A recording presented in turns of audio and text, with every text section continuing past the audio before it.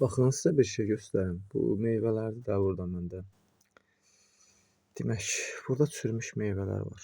Baxın, artıq çürüyüb. Sonra bu limondur, çürüyüb. Biz bunları buradan çıxartmalıyıq. Çıxartmalıyıq bunları buradan. Niyə görə?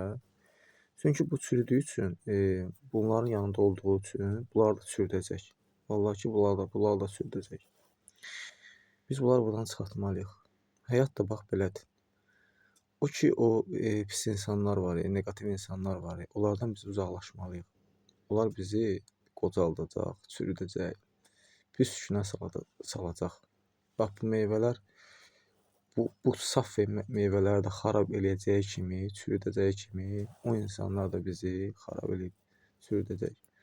Ona görə də elə insanlardan uzaq olun. Allah bizi şər insanlardan, xata insanlardan uzaq eləsin inşallah. Belə.